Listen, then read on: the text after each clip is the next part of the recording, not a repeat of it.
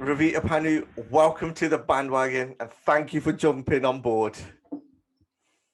Thank you for having me. Honestly, it's a pleasure to be a part of the platform and your new little venture. It's amazing. No, cheers. I know we've been in discussion and talking kind of like before the podcast anyway, around, loads of things really, in terms of like how we kind of know each other. And you've been I think you're one of the most visible faces, especially since the explosion like social media around.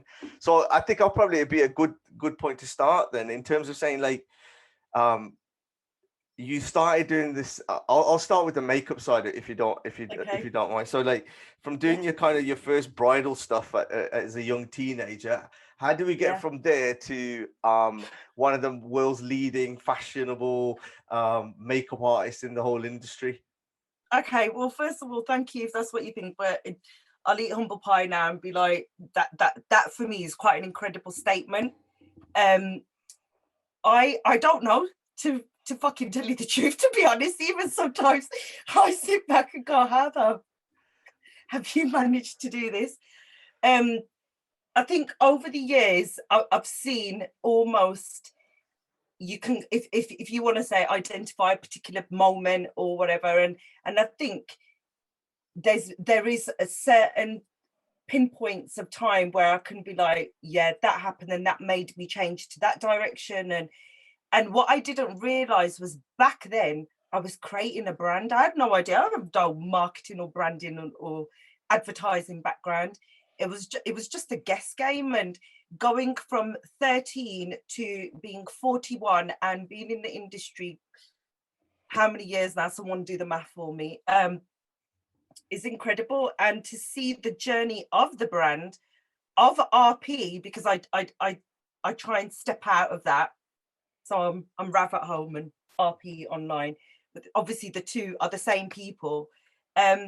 I'm really proud of what she's done, and how have I got here? Just pure determination and hard work. And as I've gone on, the kind of, it's got clearer and clearer as I've got through. Yeah, I remember seeing a piece on you where you were talking about how, I think it was fairly early on in the conversation, you were talking about how you differentiated between being a wife, a mother, a daughter-in-law, all these different roles. You just touched on it briefly. Like, how do you separate yourself into those different categories? I think culturally, I'm a hair and makeup artist for South Asian brides predominantly. That's my target audience.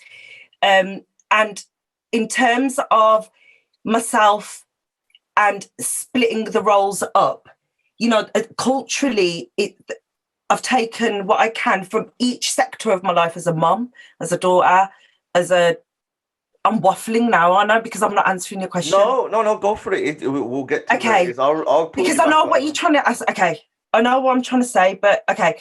So in terms of separating the roles, both aspects of my business have been able to support me to kind of, right, I'm a businesswoman, I'm a mother, I'm a daughter, I'm a wife, I'm a sister, I'm an aunt, I'm a masi, I'm a bua, because they're all labels and roles that I gladly take on.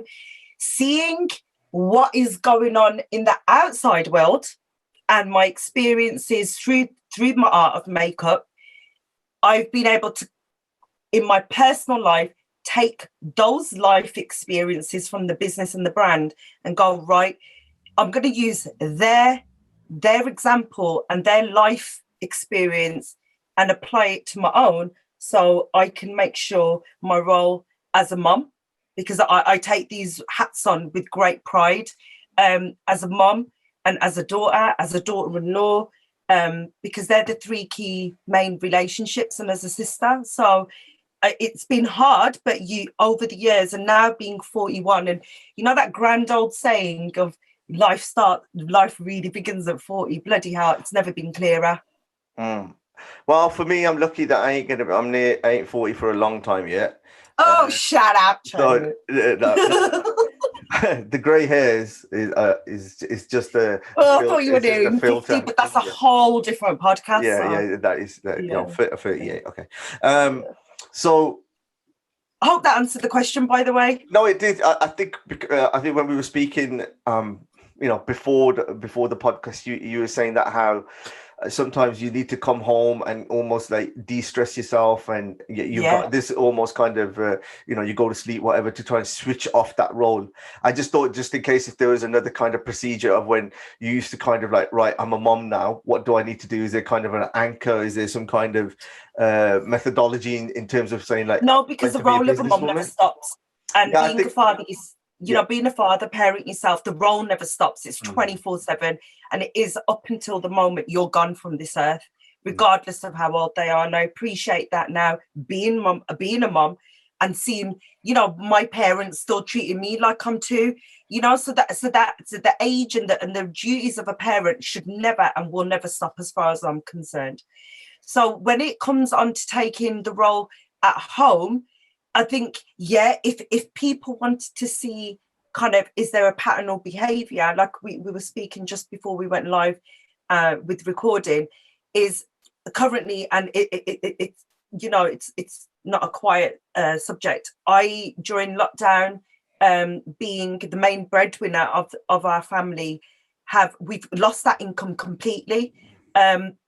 So very quickly, you have funds which are there for the rainy day, and I'm very thankful that we had that in the pot. But I needed to get back out to work. It was so important. So going back to what you've said, I work 9 to 2 in a cafe, 5 to 6 days a week.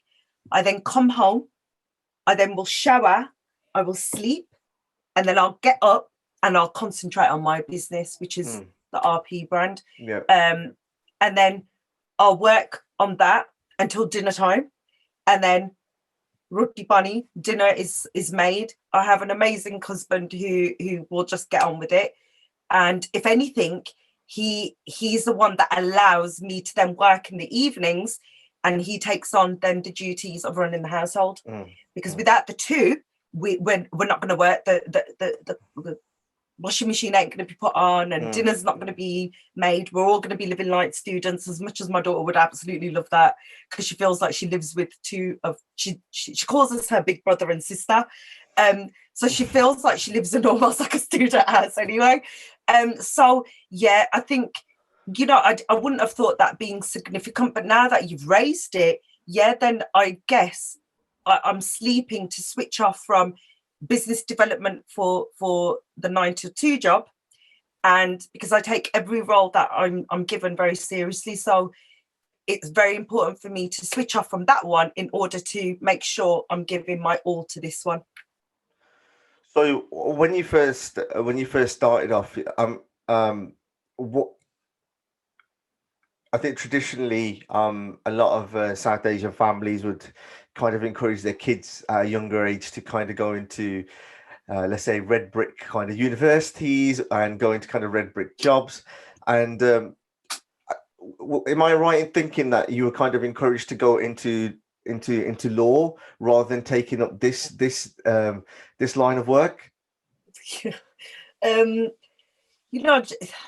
I come from an era where it was record of achievement, and it's up there somewhere. And is that the red book, the one with the personal statement in there? I have got it. I should have pulled it out. I'll pull it out at the end, and I'll do like, hang on, let me grab it. I told you I wasn't that old. Did you ever have a record of achievement?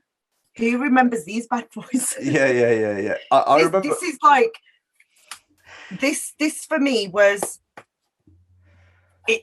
We've kept it a visual and easy to get to because of the information that's in there. And I always knew, one thing I knew from a very early age, and one thing that I took from being, because I'm Punjabi, and I am also a part of the Sikh religion and Sikh faith. And one thing I loved about my Sikhi was the seva, to help other people.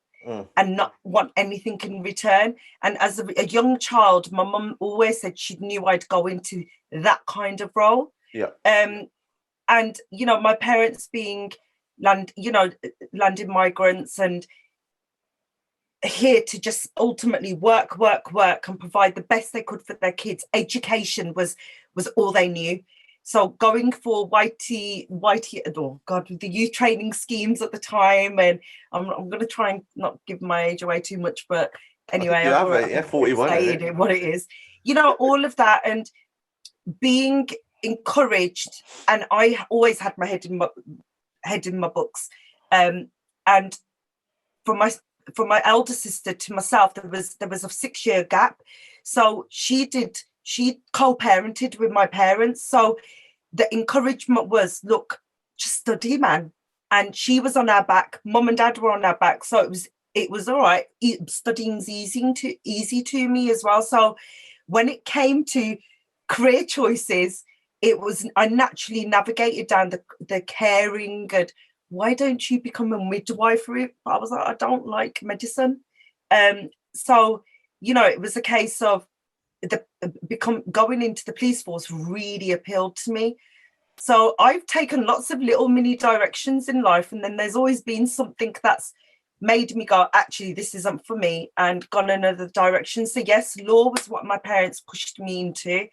I did criminal justice and policing at university. There's a lot of things that have been written, and you know, the media do like to twist things, and it's very hard to then correct when it's written. So I did criminal justice and policing with criminal law, and it's the best thing I ever did. University was the honestly, education, and I can't stress it enough, and I'm going to be that mum and auntie now. Education is the most powerful tool you've got. So I'm glad I did it.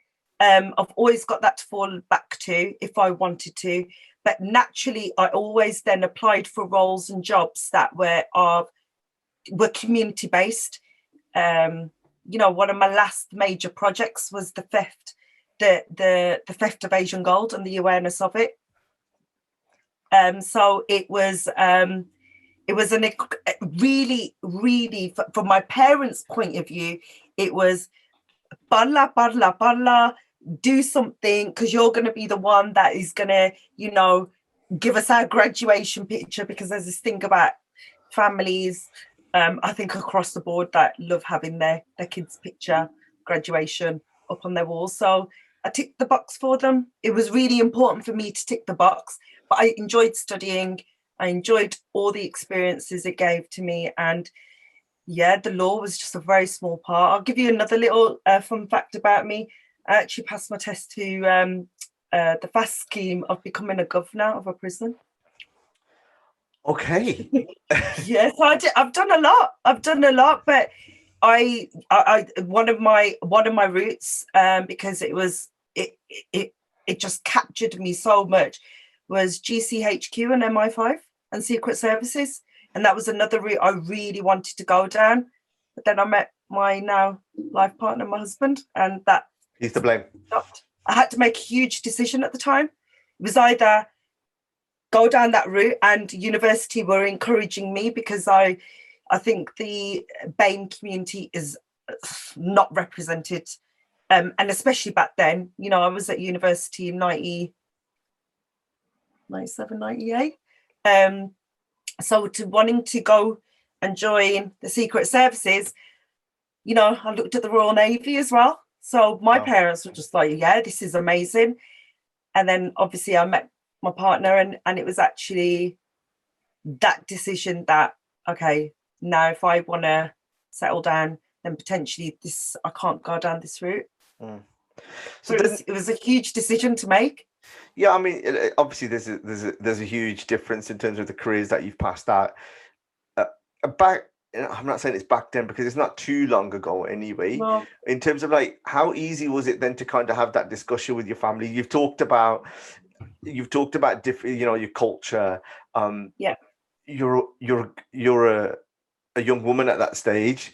It's different. It's obviously there's, you know, it is the way of the world. There's differentiation between males and females. How was it then to say, right, look, I'm going down this road, and I need your support?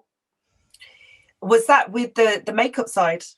Well, I think naturally it would have been, because I think, you know, you said like that they were really happy that you were looking at those things, and then all of a sudden it's like a complete U-turn, and then yeah, and I think in terms of when I look at it, so I was 23 when I got married. So from you're born and then you're 30. So up until about 13, I was the obedient Indian girl. I did what my parents said. You didn't question it. You did it. Come 13, I went to college, to school, and I went to a Catholic school. It's predominantly non-Punjabis. Predominantly, it was 99% white Catholic, and that was at the time my dad worked at Goodyear's. So all of his work team and buddies and an extended work family. Because it was definitely a family at Goodyear's. They were all Catholic, and my dad absolutely loved the culture because he saw similarities. So he was like, right, you girls are going to Catholic schools. So my sister paved the way; she got in, and then I went, and it was St Edmunds that I went to in Wolverhampton. So then, come 13, but I then saw a whole different light. I was just like, but why are my white mates allowed to go out? Why are my white mates allowed to stop out? And so I then got torn between two cultures. Don't get me wrong, I love my Punjabi culture. But then there was this other side where it was like, well, why can't I go out with my mates and meet them outside McDonald's and just stand out there? So, and that's me looking up at my parents. And there was a battle. And there was a battle of, I'm not doing anything wrong, but Indian girls don't do this. So what I did, I took my parents with me. Hey. I was like, so what I want you to do, if you don't want me to do this, don't come up to me, don't speak to me, don't even acknowledge that I'm there. And I won't acknowledge you're there, mum and dad, but stand over in the corner and watch me. And if you feel I'm out of place or I'm doing something wrong, then you can draw me back in. So those struggles and as my mum, she'll just go, started back then. I then went off to university. So I did college, and then I was one of the first girls in my family, especially on my dad's side, to go and live out at university. That really wasn't a battle because I would have gone and done it anyway. And my parents knew that. So it was easier for them at the time. So this is in 96, 97, for them to just go, right, you've given us the results. Because I was giving my parents the results whilst causing the biggest trouble at home. So they were really stuck. They were like, we want to beat the hell out of you, but you're giving us the results that we want. So off you go to university. I quickly realized I didn't have the skills to live out because I wasn't armed with anything. Your parents control at that point your bank accounts, they open your letters for you, everything. So I thought I was street enough to live out, but actually I wasn't. So I made the decision to then come back home. So I did a year away. I came back home. Best year of my life, probably, because it taught me so much. But then I then went off to university again and was commuting and working. So then I felt I'd become a bit of an adult. Yeah. So actually my career, even though my hand was in it, earning some money here and there, doing mehndi, doing someone's hair, putting on a bit of eyeshadow, the biggest pusher and driver was my father-in-law. And a lot of people will be like, oh, so, your parents, how did they feel? Actually, it wasn't my Garcher family, so my Wolverhampton parents, that encouraged me to go into business. It was actually my father-in-law that saw. He was like, well, if you're enjoying this and you make money from it, I'll invest in a shop for you. And that was when, Jumeirah was 3 months old in my arms. So the journey started actually with my in-laws and not with my parents. Because my parents didn't see the value of becoming a beautician or going into makeup. So this idea of using makeup, mehndi or hair, being able to do hair as a tool to engage, support and empower, my parents just didn't understand the concept. But back then I knew it would work. So along the way, putting that to the test, when I worked for local authority, for example, when I worked with Walsall, nothing gave me more joy than just walking the streets and saying to kids. So I worked a lot with the youth, and just walking the streets. I used to have a mehndi cone in my back pocket. Oh, what? And I'd be like, and they'd be like, you get to know the kids. I'd be like, what are you doing, girls? And they'd be like, and I knew what the girls would be up to. you know, some of them were drugs runners, some of them were going down the route which you didn't want them to, you know, or, you know, abusing drugs. So I'd be like, come on, man, let's go sit over there. Let me do some tattoos on you. And they'd be like, tattoos, miss? So I'd be like, yeah, tattoos. And I'd engage with them through Mendi. So I knew the value then. And then just fast forward now, you know, I just, yeah, the Mendi hair and makeup is a form to engage and empower and support women. And yeah, it's a big part of the brand. So in that time when you started, like, you know, you've got your father-in-law's said to you, like, we'll invest in you in terms of value and the branding is starting from there. What was the industry like then? So, like, just for those people who may not be aware, you're probably more working in the whole Asian wedding industry at that time. And you know, event management was going on. There was some early there's some early forms of some of the things that happen today, you know, the way how professionalized the market is in some ways. But what was it like back then when you were first starting? So if I did my first bridal at 13 and there was no professionalism. I'm not going to say that there wasn't. Obviously there was to some extent there was, because businesses were boom. You know, businesses when it comes to weddings, you know, bar the pandemic, in, you know, the beauty in the wedding industry is one industry that doesn't really get hit by recessions, and because those are still things that people continue with. But when it came to the Asian wedding industry, and being a bride myself and started off in the industry at 13. I don't come from a family of business, where my parents are very working class. So business acumen and business knowledge and business skills have all been acquired and developed and researched and learned by myself over the years. So at 13, I didn't know I was starting a business then. It was just Pannu di kuri hai na mendi la lendi a ta onu bak kalla. That was it. So, and translated as Pannu's daughter from down the road can do mendi, do henna, sabuka, and that was it. So then a message would be passed on, and that was it. And you turn up and do mendi with matchsticks. I can remember doing mendi with matchsticks. Fast forward now, everything's done via email. Brides want contracts. Businesses want contracts. Social media, HR, finance, you know, pandemic risk assessments. Which makeup artist has to do a risk assessment? This is all part of the process now, and all this has had to be learned. So to become me developing the brand, I've grown and developed with it, because I've had to grow and become a businesswoman with every step of the way. You know, I've seen a massive shift in the industry from when I started in, you know, 1993 to now 2021. Huge difference. However, I feel the industry has got huge steps to still make. And I've seen and I've been able to highlight my downfalls in the pandemic, i.e.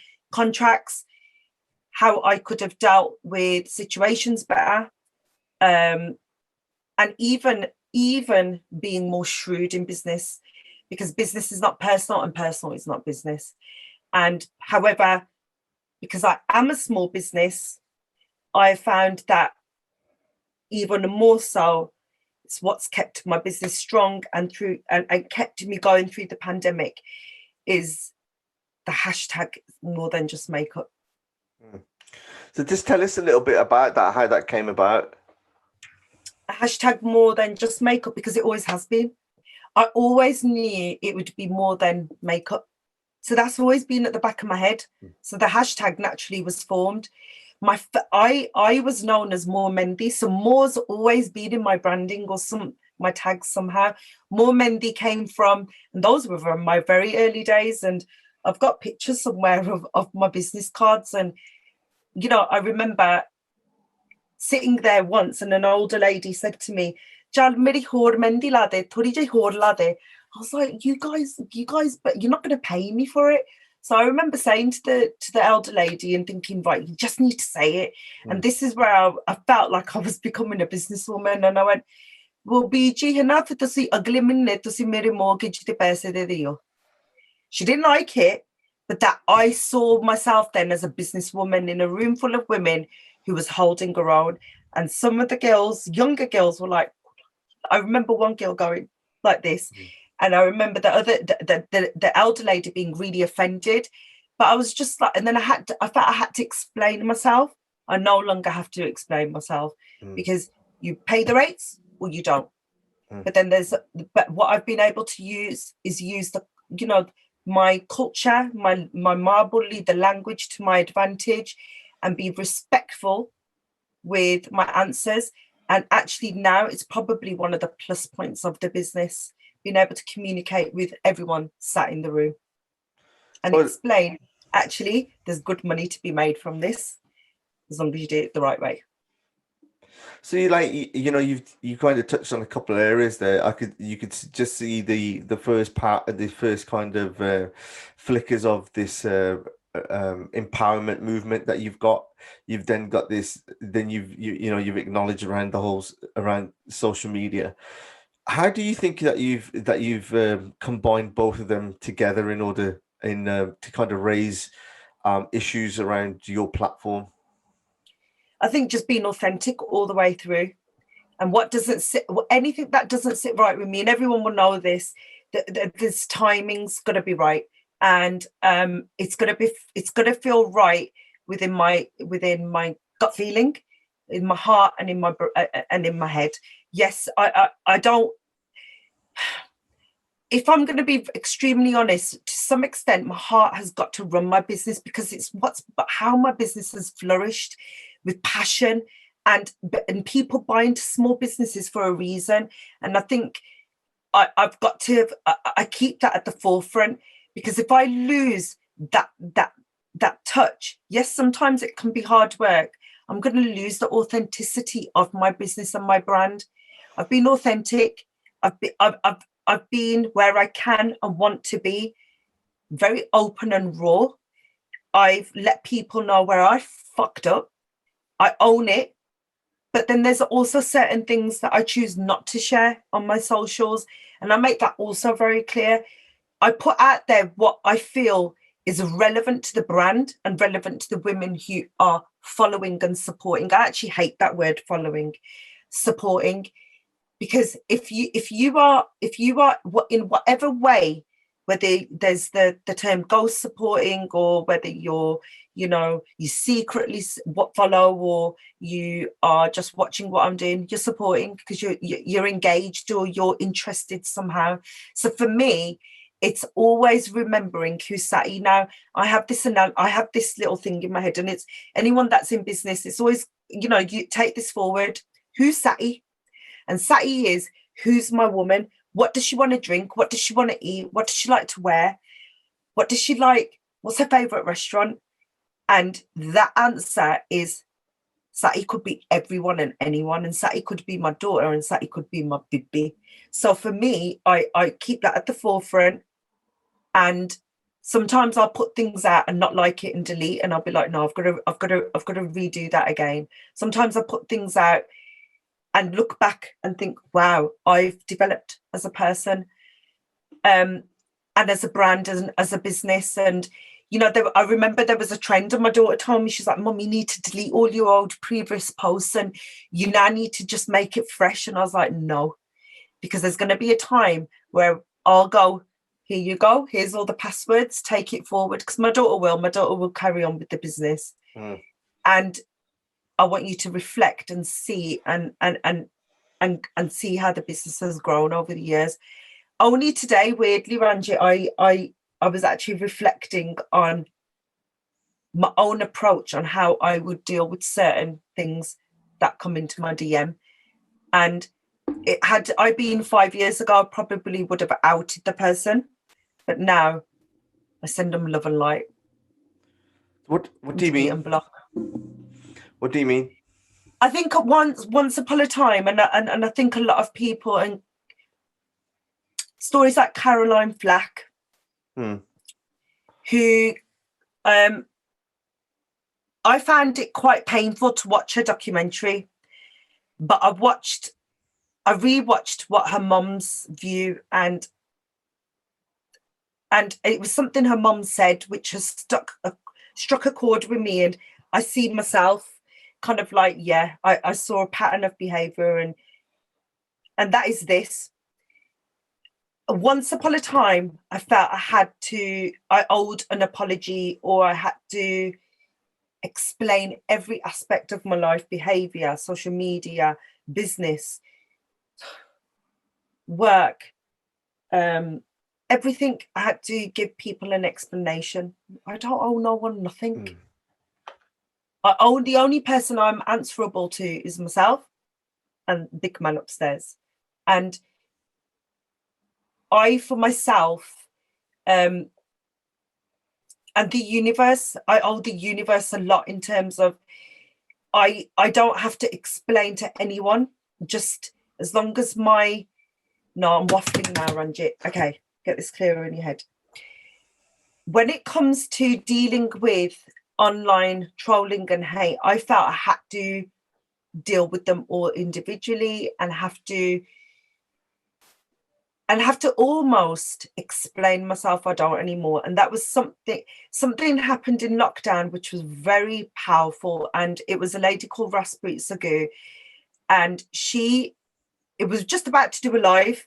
And there was somebody who trolled online and left it very visual. And it's, if people want to read it, all my trolling online, when it's visual and public, I leave. I don't delete and block anymore.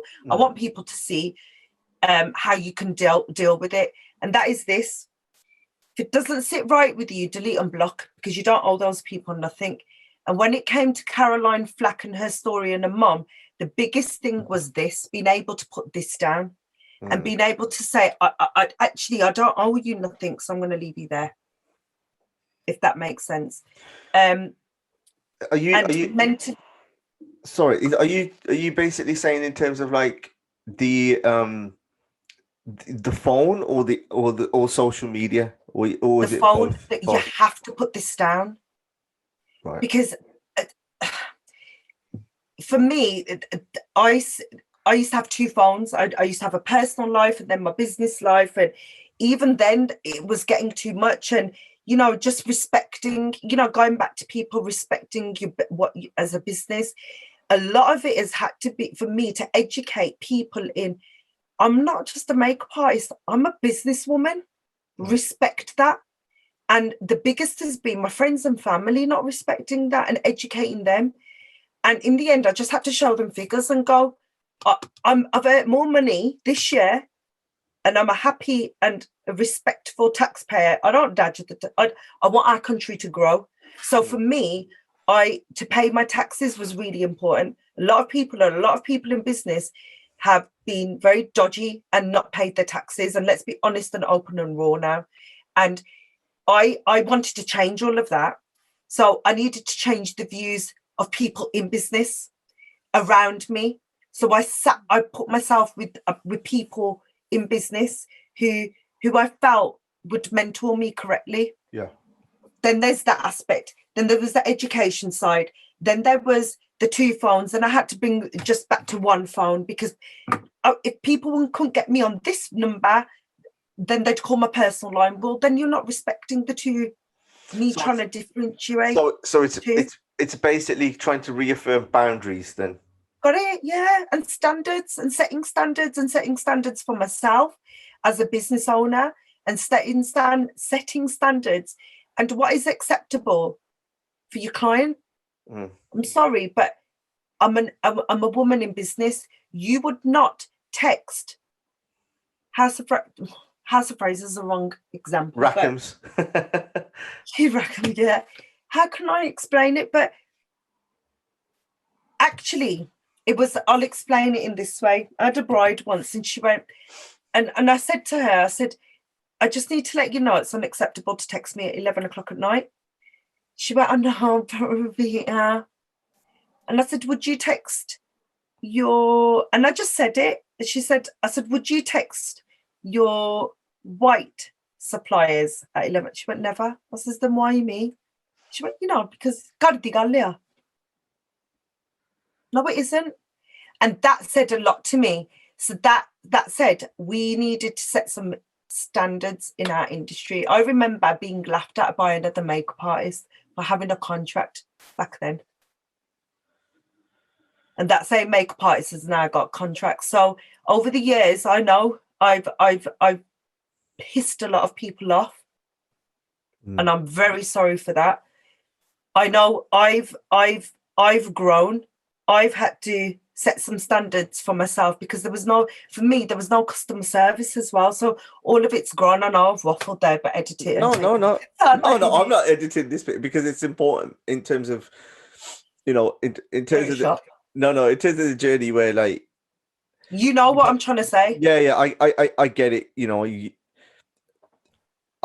Probably giving you some space to think, really, because I used to have the same kind of issue if people are ringing up to try and get drug and alcohol support or bookings or anything, that you are getting phone calls at silly times, and unfortunately it has to be the detriment of a family time and stuff from there. And but luckily the environment that I've got is supportive. But I did I said it to Hijab, I said it to a couple of other people, that I was just getting burnt out, and I got to a stage where I just couldn't do it. So whereas you kind of consciously made that decision, I think for a lot of people that get to that physically and mentally to say, look, I just can't do it anymore, and you get to a point where you think, that's it now. I don't want to go there anymore.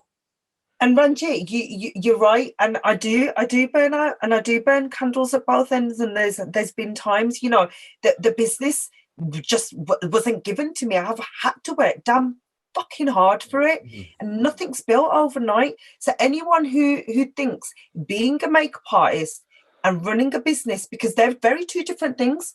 I am the CEO of the brand, but the brand also employs Ravita Pannu as an RP. So there's two roles I carry here. I'm the makeup artist, but I also respect, as the makeup artist, what Ravita Pannu's built. Does that make sense? Yeah, I think so.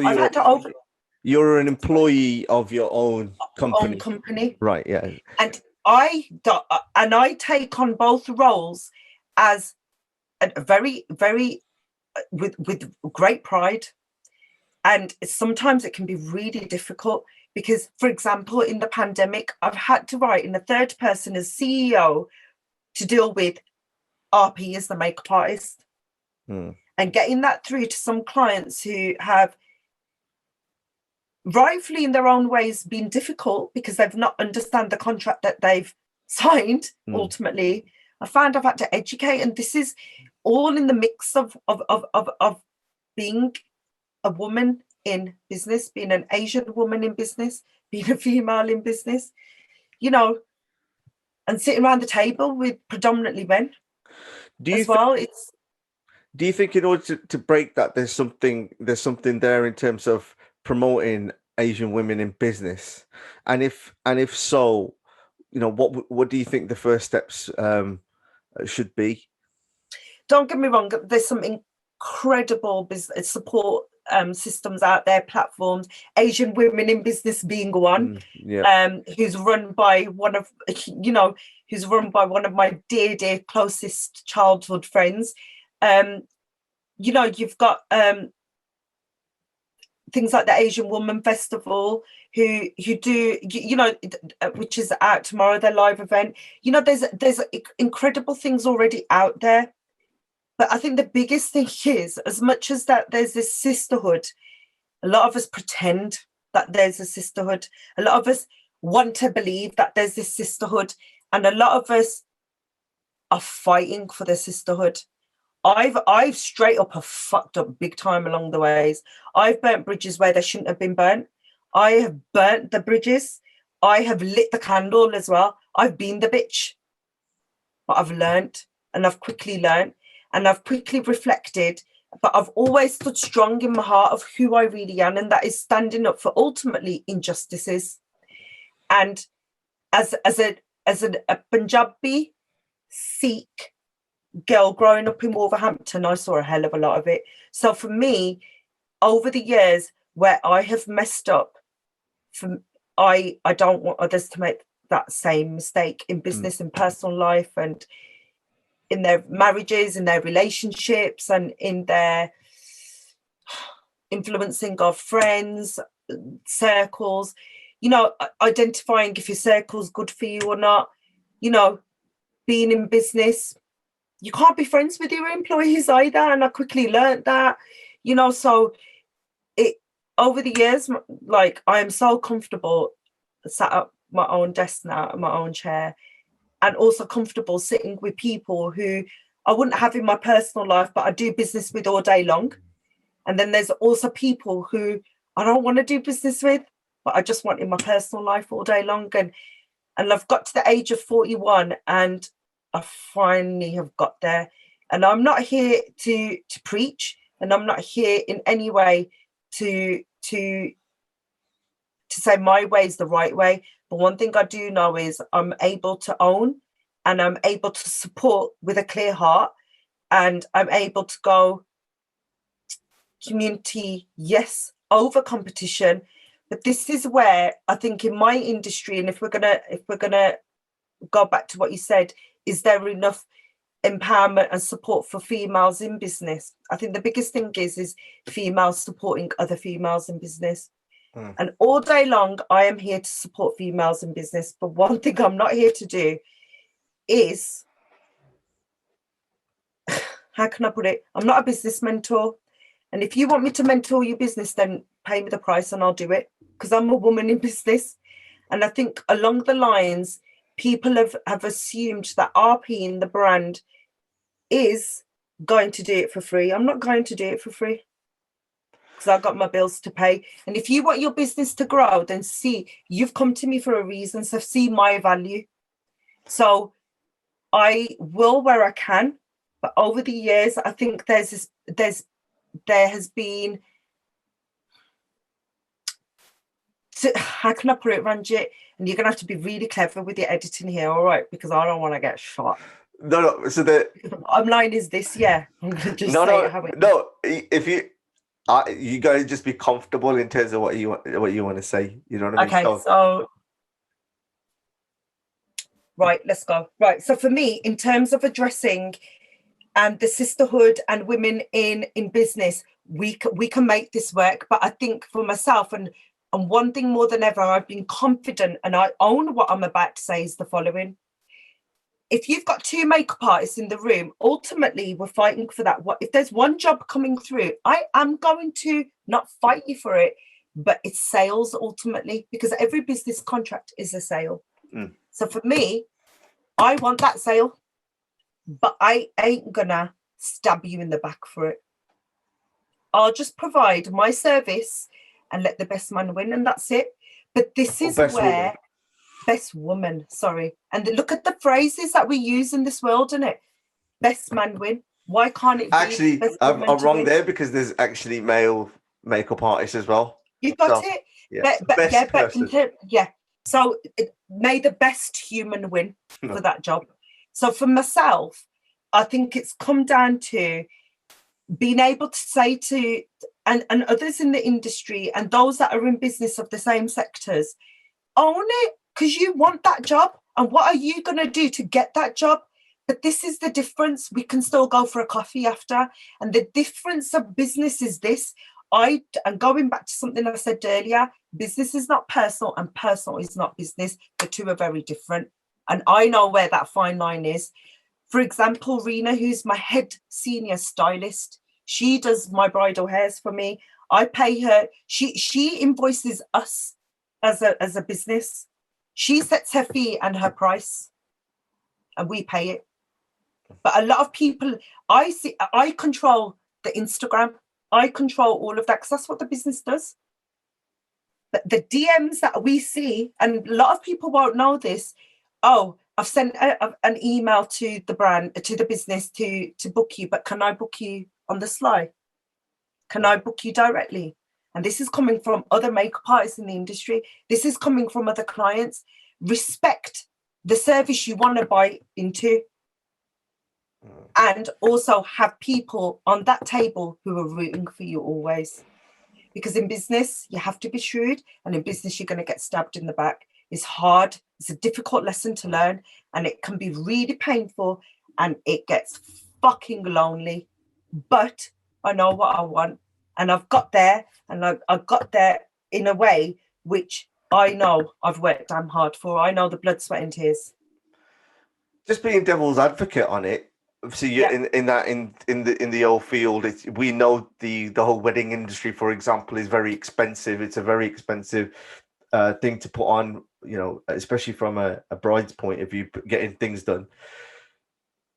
You can't really necessarily blame them in some way where they're trying to get a discount, because it's always like, you know, the phrase that you were saying before, which was like, "Cardigalia, let's go." You know, I know we hear it all the time. You know, give us a price, but I know this person. You know, they went nursery with me, blah blah blah. So you know what I mean. So you know, it's just a natural part of the process, or is it something that you're trying to fight to stop? Because I do feel that in any part of, like, as a business, as you're saying, negotiation, all these kind of things are all kind of part of the game. You got it. And very recently, and I think the pandemic, and one thing I will state here is this: when it comes to, there's two parts to that. You've got the undercutting of the industry, which happens. It's business. Undercut. If that's what you feel you've got to do to win that sale, do it, because you're in business. Own it, but make sure you then deliver. And that's one thing that and that's what I keep at the forefront now. We've all had to do it. I remember days working for free, doing hair and makeup for £10. I've done it all, but I now know my value. This is my full-time job. I other than the pandemic, obviously. So running the business is my full-time job. Then you have me also, the second part of it, I'm also the makeup artist. So when it comes to undercutting from a client's perspective, asking for a discount from a client's perspective, rightfully so, they're going to ask for one. It's a massive part of our culture. However, I've now own it, and I'll break it down and let them know what they're getting value for money, because I know what I provide for my clients, and I know what every single penny is worth, and that's it. And if they want it broken down even further, I'll give it to them. Contracts, customer service, my skills, my years of training and knowledge, best products I can give you for the kit, the customer service, the customer journey, the experience you have with me on the day, your track list that I put together and compile for you in the morning, your makeup bag, top-up bag, which I set a standard 5, 6, 7, 8 years ago. Because if brides were saying to me, "Ravita, but I've not got that lipstick, so how can I make this process easier for her, for not to stress because she ain't got a lipstick or foundation?" Because that's the era I came from. You booked a makeup artist, but you had to have your own makeup.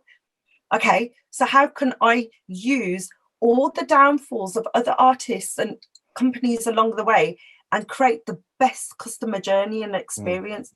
What have I learned in my corporate? What can I, and that's what I present in my feed. Yeah.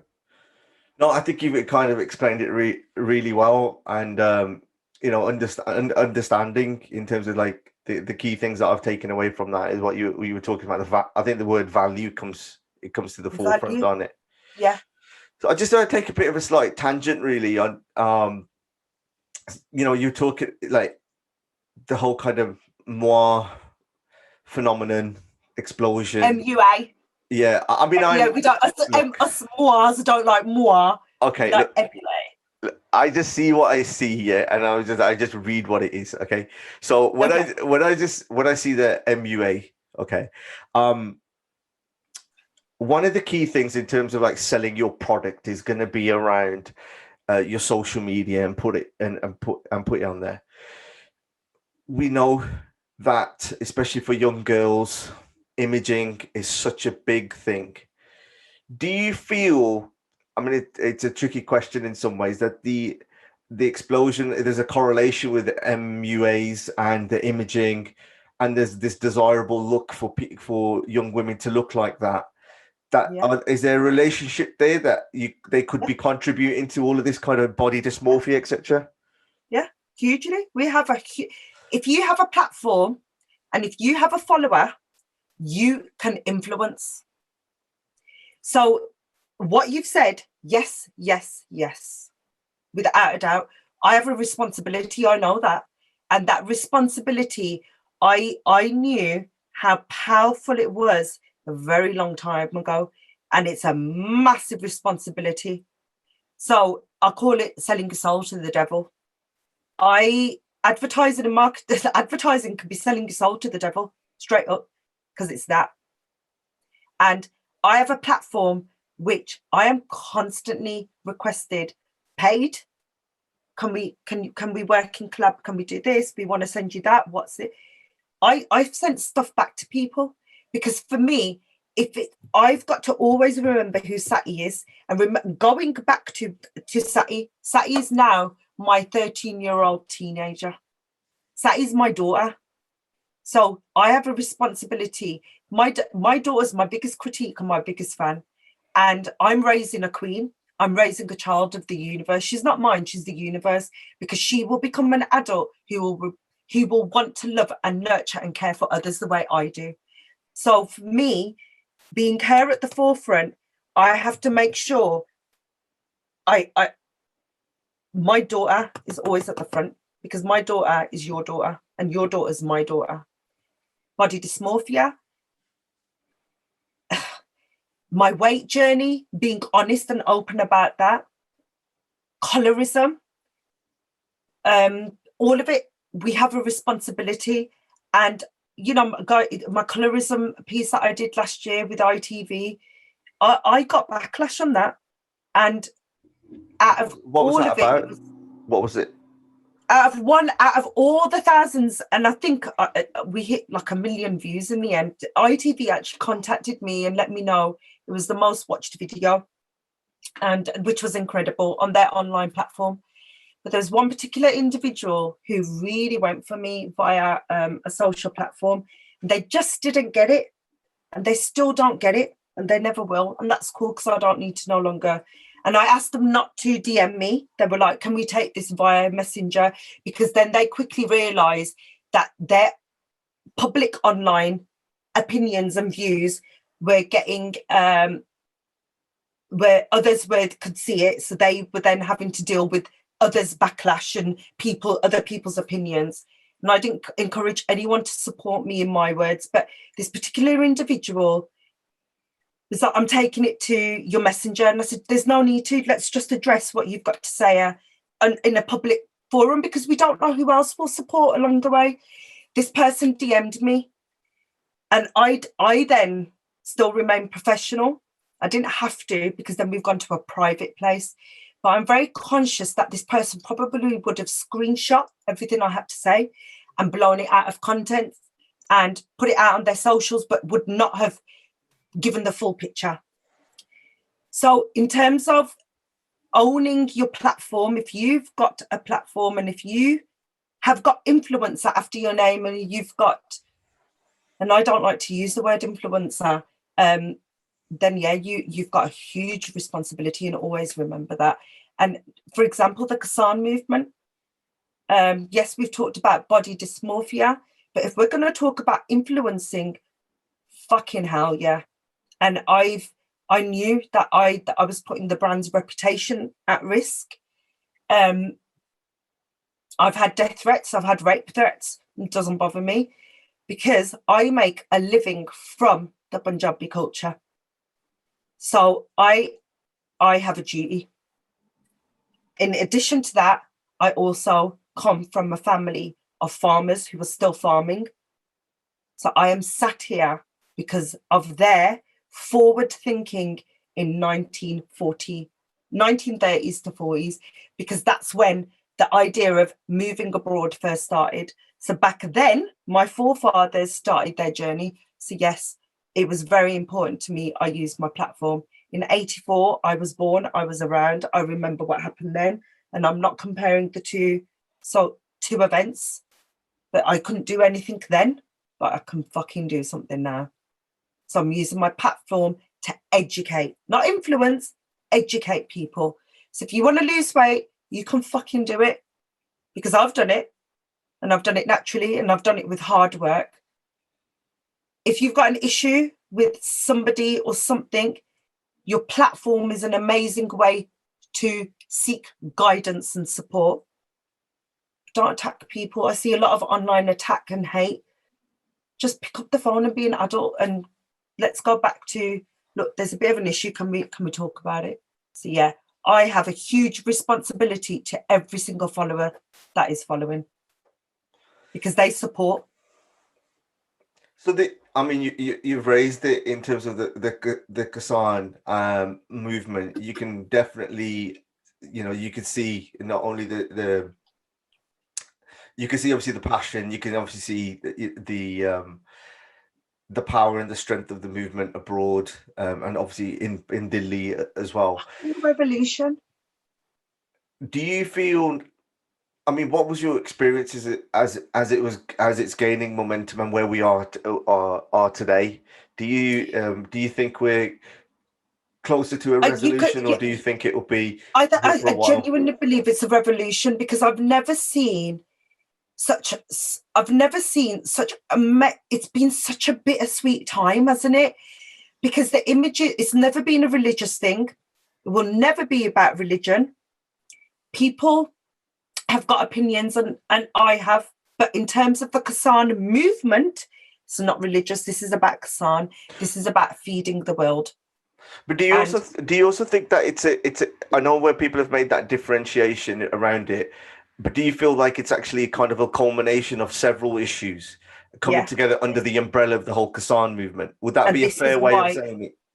Yeah, completely. And thank you for putting it in that way, because that's exactly what I want to say. It is a number of issues and concerns and areas which a lot of people, and even I'm a little bit hesitant to talk about it, being quite honest with you now, and anyone that's listening and watching will probably understand why.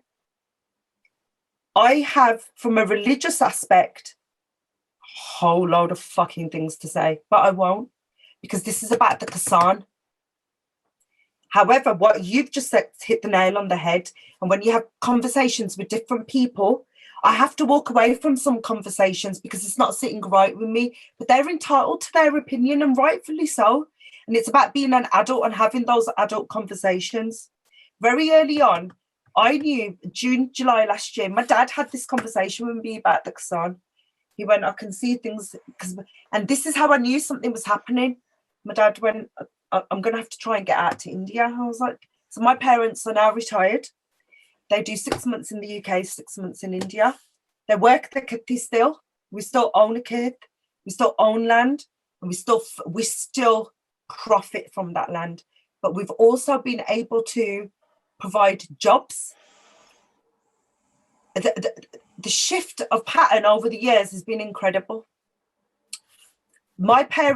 Our forefathers, first, if we look at our family, for example, my dad raised concerns about the movement last year because he had a phone call from India saying those that rent a land now, there's a bit of an issue, the crops and da-da-da-da-da-da. And Dad was just like, there seems to be a bit of an issue. I might go over to India and just see if there's anything I can do. And then that's where my knowledge first started of the movement. Fast forward now. So anyone that reached out to me to say that I was a clout chaser, I'm going to just do it. Because I wasn't. Because I knew that there was something going on. And I was tagging a couple of people back then, and, just conversations I was having with my own father. By October, November, the momentum of it kind of, people were starting to really use their platforms. I don't care if only you posted once, you posted every single day. Those that have non-stop posted, it's been incredible. It's been sad to see the patterns of behavior. And this is my personal opinion now, but then I feel I was able to use my platforms to those who weren't able, or who were too scared or too afraid, or didn't know how to talk about the Kassan movement. My platform was for you. So in that respect, I think there's been personal and professional opinions. I've got both. I think there could have been a lot more done. I could have done a lot more. I did do my bit. I will do my bit. I'll continue to do my bit. I'm shadow banned at the moment, and I have been for about 2 weeks now, so that's cool. So what is that? Is that your shadow banning? Yeah, shadow banning is which accounts? On my Instagram. Oh, Instagram. Yeah, my Twitter I've started to pick up again. Because you kind of see from a business perspective which platform's better for you. And shadow banning is basically that nobody's seeing my views, nobody's seeing my platform, my notifications. People have actually DM'd me to say, Ravita, we've had to search for you in the engine to find you. Whereas this time last year, you put in RP and instantly I used to see about 400 stories, all the time. I used to post it. So it is true. It is true. It is happening. Yeah. And I think it's just, in some ironic way, it's actually spurring and it's giving the momentum because more people actually, if the evidence is there, as there's more and more evidence coming about, then it's just that. And then, it's a really tricky situation in terms of like being resolved anytime soon. It doesn't appear that way, but you never know. There isn't a set time for things to start and then set times to finish, especially with this. And I think remembering 84 and not understanding, and 84 for me is still quite an emotive time of my life. So I choose not to speak about it a lot because of the visuals I still remember, because it did, we I don't know if you do remember, but the blue airmails. Yeah. Yeah. And I can remember that we, as a family, would received one. My mum can't read Punjabi. My dad can, but my dad did shifts. Mum had got the letter, so she went across the road to read it, and I knew it was deaths because of the way they were crying. So 84 for me, and I'm not going to repeat what I was taught to sing at the time.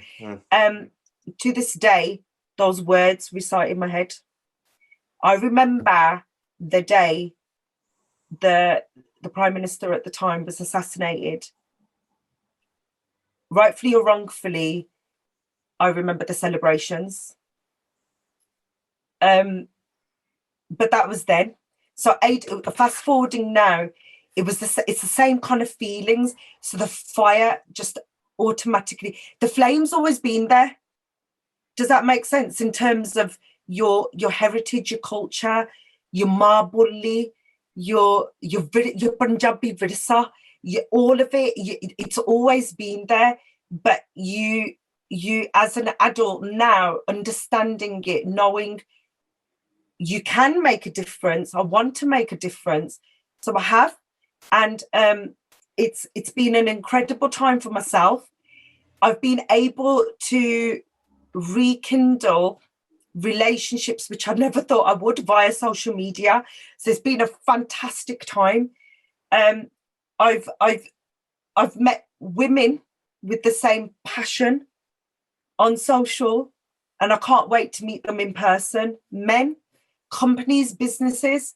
One thing I also learned in this as well, and this is going down to the Kisan rally now. I was the only female speaker out of those thousands of people that turned up. And I was a very small voice in amongst a lot of men who were speaking out that day. And one thing that really upset me that day, and it still will upset me to my dying day, is the following: the lack of women who wanted to speak out and speak up but felt they couldn't. And the following, it was actually a young lady called Kiran who gave me her megaphone, and she's like, I've been waiting for you to turn up, so here's your thing. And I went, hang on, how did you know I was coming? She went, Ravita, I knew you were. She said, because of the brote that you'd made the night before. And I was like, right. And she said, so we got you a megaphone, it's yours, go for it. I was just like, so you've waited for me to come? She went, yeah, because no one else is going to do it. And I looked around and I was like, okay, this is going to be a bit of, oh. I lost my voice that week. One thing that I remember, and I'm not going to let it overshadow me, is the following. There's a group of men who walked past me laughing at me. That broke my heart at the time for a split second. And then I shouted louder because I was just like, why are you laughing? Is it because I'm a woman who's trying to speak out? Or is it because you think I've got no fucking idea what I'm talking about? And I think it was probably a bit of both. I then tried to find a box to stand on. And then what made that situation okay and let me know that it's not all men, and that hashtag is prevalent at the moment as well and trending, is there was a bit of an altercation a little bit later on in the day at the Kassan rally where somebody had come to entice religious hatred between Sikhs and Muslims, and I was not going to have it. And I took a bold step and I ripped the leaflet up in front of the person. And I was shouting at the top of my voice, this is not what this is about. And the police could see, police were watching. And on the right-hand side of me, there was a group of Nahan Singhs. And behind me, because somebody whispered in my ear, don't worry, we got you. And it was a male voice. And all I remember, I don't remember their faces, but I just remember hearing the following. I was shouting, I stand with farmers, and then encouraging the crowd to speak out and say, we stand with farmers. And I just remembered this group of lads starting to chant it, and that's how we diffused the situation. And before I knew it, this whole army of men were stood in front of me, and they were like, well, because this male who was in my face was like, if you want to get to her, you're going to have to come through us first. So that's where, at that point, I knew I needed that as well. But it also let me know that they made up for that group of 5 men who walked past laughing at a woman who was trying to ultimately speak out for Kassan. And shame on them for not knowing and understanding that. So the joke was on them and not on me. So yeah, gave me more fire in my belly. Seeing that the movement had kind of not flattened. I think people are very conscious because let's face it, I can't afford to lose my brand as well. I can't afford to be taken off Instagram because it is my bread and butter. And would the Kassan want that for me? Hell no. Those farmers wouldn't want any of us to lose our jobs because ultimately that's what they're fucking fighting for, is their livelihoods. So for me, I've had to really like, right, okay, I need to watch what I'm doing here. But if people have read any of my content that I've put in out, bar a couple of uploads, everything somehow comes back to Kassan. My selfies, the shirt, my outfit of the day. Yeah. Yeah, I mean, it's definitely something that you can see how, especially the younger generation, are kind of self-educating and picking it up, and been fantastic. It is positive from that side. Let's just hoping that there's a resolution sooner rather than later. Yeah, for all the areas that you touched on earlier. Yeah. So you obviously. What we've been discussing, it brings a lot of mental strain on oneself. You've got your pressures of social media, your balancing act of a business. You got your social political views. You then got the kind of the position of women, the role of women. In terms of, I remember seeing there was you went live, or somebody was talking about it, where you were doing a Insta live around mental health, and you were kind of visibly upset during this in this one session, and it was where you were kind of openly stating that you were finding it really difficult to cope. Yesterday we met at the studio that was around mental health. Yeah. How do you feel that conversation is now compared to where it was when, let's say, 2 years ago, pre-COVID. Let's talk about it from there. I think it's incredible what COVID has done and what social platform has done. And if anything, something that I said to an industry colleague yesterday, and it made me really proud, and because obviously we can't hug, I was desperate to hug him because it genuinely did make me proud. And that was this. I said, how have you been, kiddo, in lockdown? And he said, really good. He said, I had my meltdown for 2 weeks, but I had my brothers to pick me up. And that for me was music to my ears, because one thing out of this, and if there's a particular area we're going to talk about, is men and mental health. Oh my God, like, it's so incredible to see men talking and men wanting to talk and going, bro, should we go for a walk? Instead of, bro, should we go to the pub and have a pint and get pissed instead? Massive shift in pattern and behaviour. And COVID has allowed for that to happen. So I'm thankful that the pubs have been closed for a little bit. Everyone should enjoy socially a drink if you want it. Your favourite foods.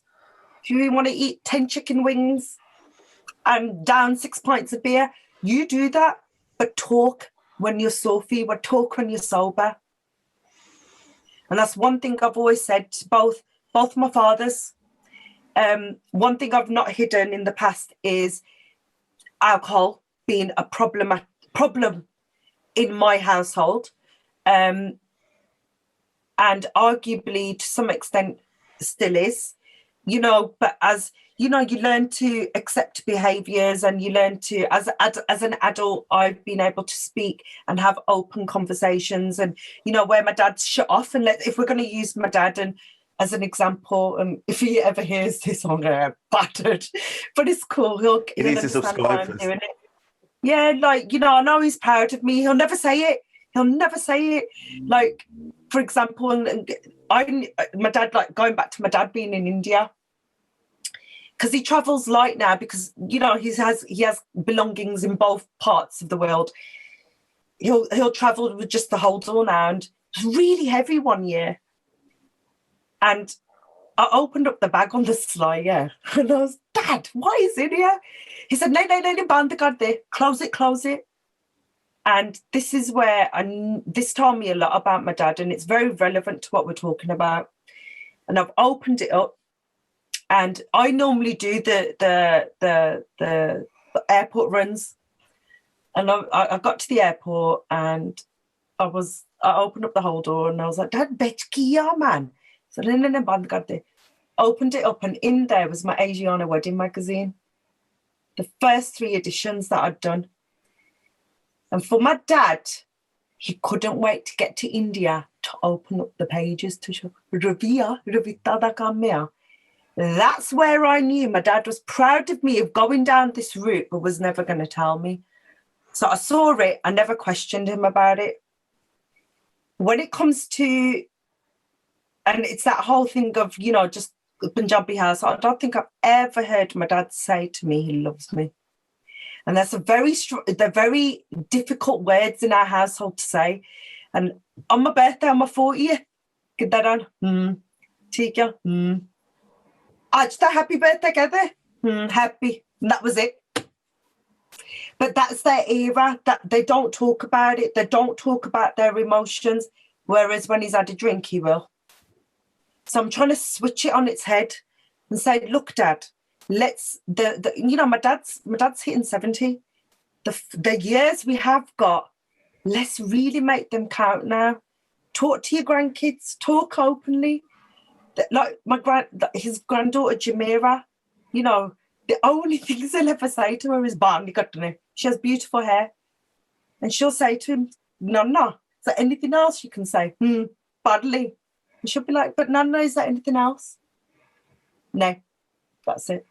But isn't that just like the complete full circle in terms of how it started for you? You got it. And that's where he's my I know, sorry, Dad, to call you this, but you're my case study. You're that person I keep at the forefront of why our Indian men don't talk. My dad lost his best mate to suicide. uncle, bless his cotton socks. And I remember saying to my dad, uncle was in his 60s when he committed suicide, and rightfully or wrongfully talking about him. And it's painful because my dad, that could have been my dad. And I remember at the funeral, it was really important for me to go. And I remember picking up my dad. My dad was so quiet. And I knew he was broken inside. But I knew he didn't need me that day to be at him. And I knew he needed, because he'd lost his best mate to suicide, man. Like to this day, we've not spoken about it. But I said one thing to him that evening after we'd got back from the Gurdwara and all of that. I just looked at him and I said, Dad, that could have been you. Please never let it be you. And if it gets that bad, then glassy like it, just call me. And those were my words to my dad. And he just looked at me and he went, done. So my dad is the reason why I am so thankful of COVID for a lot of reasons, the silver linings that COVID has had. And that is people are talking, relationships have been rekindled. I'm calling my parents every day. Pre-COVID, that wasn't happening, man. That was not happening. And those are the regrets that I've got, to my dying day. And that's not because I've got an issue or concern with my parents. That is because life, business, the rat race, the life in the fast lane, none of it now. The quality is there, the business, and this is where the value comes in again now. And this is what Corona's been able to teach me. I don't need to be chasing the buck. Provide quality even more so, and choose what you want to be a part of and not want to be a part of. And that's where I'm at. And the mental health, where I'm at now to where I was last year, to where I was a year before, to 5 years ago, I've been on a very spiritual journey, and that's had a lot to do with it. I'm very much into law of attraction, and people use that a term very loosely now because it's trending or it has trended. But for me, it's about the universe and putting out there what you genuinely want back. And I know what I want, so that's what I put out. This is called the bandwagon. There's an opportunity for yourself basically to say like, there's a number of issues that you want to jump on. Is there anything that you want to kind of have a bit of a rant on or a bit of an opinion on? Yes, there is. I think the biggest thing is our community. We really now need to. There's a book called Who Moved My Cheese? And if they had it in Punjabi, I'd give it to my dad to read. What's it Change called? Is not back. Who Moved My Cheese? Who Moved My Cheese? Yeah. If we could get it transcribed into Punjabi, anyone out there, and all other languages, I think it's a really good book for our elders to read. And they, especially our elders who first, second generation migrants, because I feel they've got stuck in a time warp. India actually has moved on. If we were going to think about that, India's moved on. But our parents got stuck in a rut. They got stuck in that time warp. And that's not a bad thing. What you've got to be able to do as an adult, and I want to be able to do, is go, you know what? Okay, I respect the fact that you're sat there and you're not going to move. But what I'm going to do is show you a different way, and I'll show you my way. And if you don't like it, respect the fact that I tried, but I respect the fact that you don't like it either. Let's give it a go. I'm one of those people. Jumeirah, as a child growing up, food and stuff like that, Mummy, I don't like it. Give it a go. You never know. And I'm one of those people. Just take the risk. You never know. I think one of the biggest things is our communities need to open up and move and change with the times. A change isn't a bad thing, man. Change can actually embrace it. Change could actually enrich your life a lot more. I know that now. I think we definitely need to take a lot more responsibility. As women, we definitely need to take a lot more. We've got a lot more power than we believe, or what we've been made to believe. Who run the world? Fucking girls. And I've always said it, because we are the backbone. And I've said it in a show with the Recognised One who interviewed me. We are makers or breakers. And I own what I'm about to say. We are makers or breakers. And it's up to us to influence, to educate, and to empower and support our people around us. You know, rightfully or wrongfully, and I'm not taking nothing away from dads who do the parenting full time, because there's some incredible fathers out there who are the mom and dad. And rightfully, there are mothers out there who are the mom and the dad. And that is this. We need to educate not just our fucking daughters, but we need to educate our sons. I was raised by my dad. Not a lot of people know this. This is why my relationship with my dad is a lot stronger. Emotionally, I'm a lot more attached to my dad. He doesn't know this than I am to my mom. My mom was, a lot of people say, my mom's nickname's Pannu. They'd be like, you're Mini Davy, you're Mini Pannu, you look like her, you talk like her. Yeah. Because my mom's my biggest role model. But my dad was the one who actually, my mom was a role model like that, but my dad was the one that I could see had so much more to give.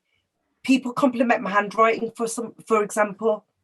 It was my dad. My dad's an educated man, but was broken down by the system, broken down by, you're a fucking Paki, and what do Pakis know? My dad was an educated man. You know, living in an extended family, no father, no mother, because unfortunately my dad lost his parents very early on. And when they came to the UK, living in an extended family, you know, my mum having only a year with her mother-in-law, from what I didn't know, my Bibi and Baba, I never had the pleasure of meeting them. But from what I hear, they were very incredible women. My Bibi was a very incredible woman. But my dad didn't have the right role models as he became a father and as a man. He did in his younger years. And I unfortunately don't know a lot about my dad in his growing up. In his adult and as a married man, he had a year of his mother, then that was it. His influence then was his babia. And I'm going to say they probably weren't the greatest women around.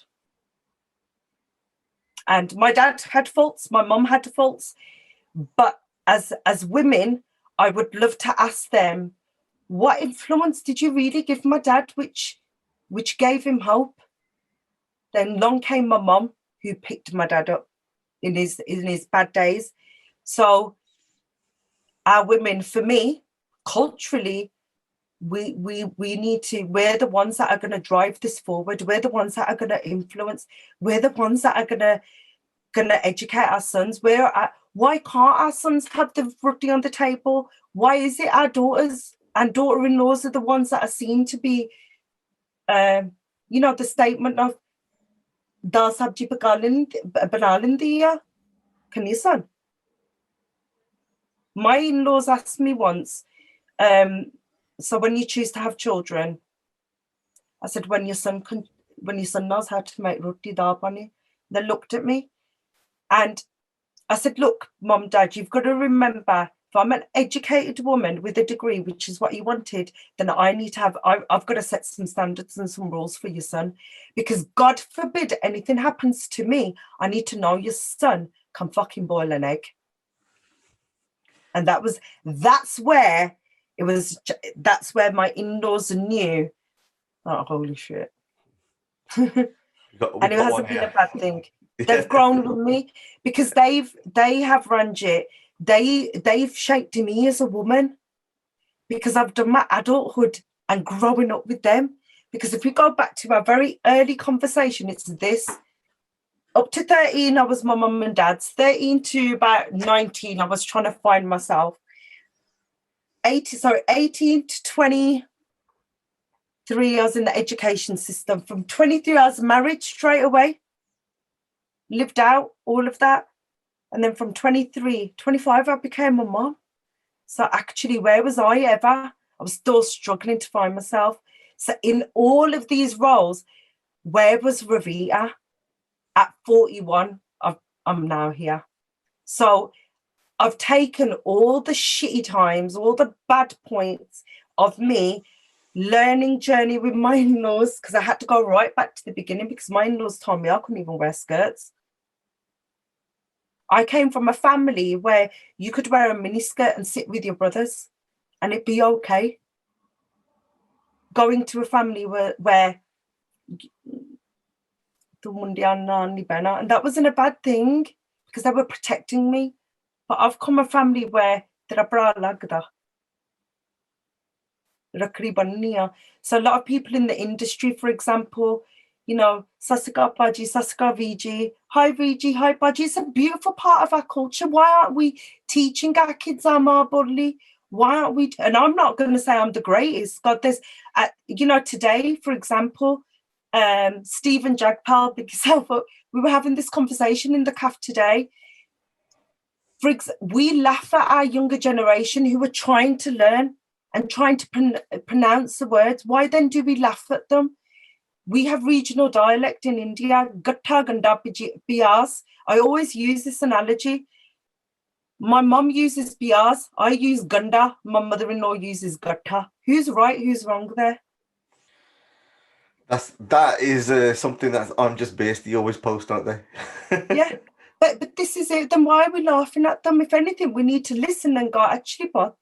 So as 41, I'm not afraid to go. If I've got it wrong, then correct me. The CAF where I work, and this was actually, it could have been a form of bullying, but I addressed it there and then. I said something wrong, and it was. I'm not going to say it because it's going to make a lot of people laugh and. Surely Pature were ordered. Yeah, that's what I'm going to say. Yeah, all right, go for it. And I said the word surely the wrong way. In India, it has a sexual connotation. I know that. And they started giggling and then they started, but it made me really upset because then the banter became, and these women are younger than me.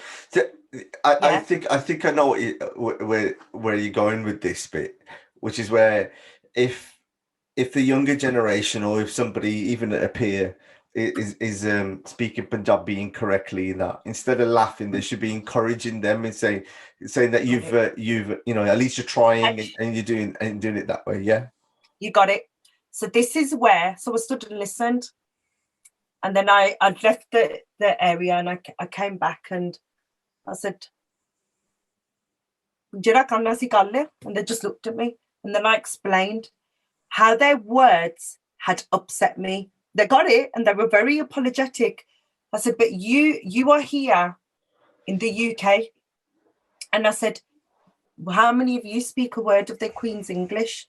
Then they shut up. I said, the difference is I'm bilingual. And I speak a number of languages. I'm Thai, Gujarati, Hindi, Urdu. I speak French, German. I said, and I will always try. And that is called bettering yourself. And that is called, where I get it wrong, teach me, man, because I want to learn. I want to learn more. I ask questions. I'm not scared. And I'll always say, correct me if I'm wrong. Please forgive me if I'm being rude or abrupt, but I would like to know more.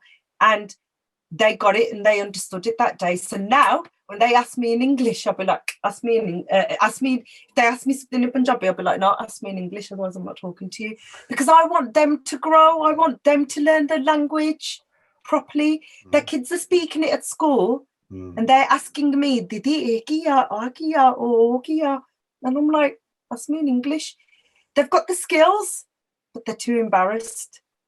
They learned a valuable lesson that day. And that's it. This is how the sisterhood is formed. So this is where, going back to what you've said, mental health, all of it, it's all in the pot, man. And and Corona, hold on to the silver lining. We're all in different boats in the same storm. And that's the biggest statement. No, thank you, Ravita. Thank you for, you going into real depth, and I really appreciate you, going for that. Is there anything that's forthcoming that you want to plug, or anything that you want to just highlight and give your socials a mention, especially if they're shadow banned? Yeah, so you guys can find me on Instagram, RP Makeup. There's a couple of platforms, and they're all connected to the business. You can find me on Clubhouse. I'm still trying to find myself and navigate myself around that. I do like it. Twitter, all the other platforms, TikTok, no, but I'm going to try. Plug-in, there's lots happening for the business this year. Shop will open this year, so there's going to be a safe spot for women. In terms of a beauty concierge service in Birmingham, no other concept like it. Be working with likes of yourself, so that I've already reached out to you about that. If you can sort these eyebrows out, let me know. Yeah. Well, I'll be able to sort your eyebrows out and be able to signpost you to mental health team if you needed it as well. Cheers, thanks. It ain't that bad. And yes, so this is where the business and the authenticity is yet again highlighted. So the business is opening a shop front called the Diva by RP. Lots of different businesses will be running from there, and it is the bride. It is Sati. So Sati is my bride. Everything to do about the bride and the woman, and beauty treatments and lifestyle as a woman. But attached to that is, one, it will be a safe spot for women and men.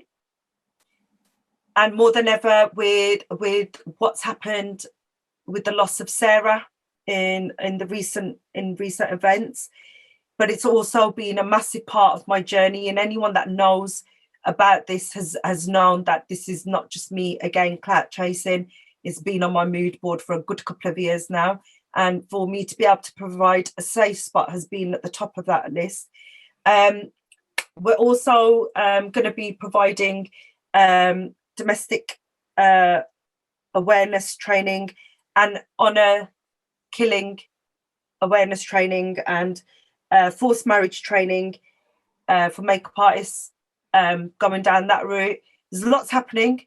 Our community, especially the BAME community, are really crap, and let's face it, with things like smear test, which I think it's now called something else. Checking your boobies for lumps and stuff like that.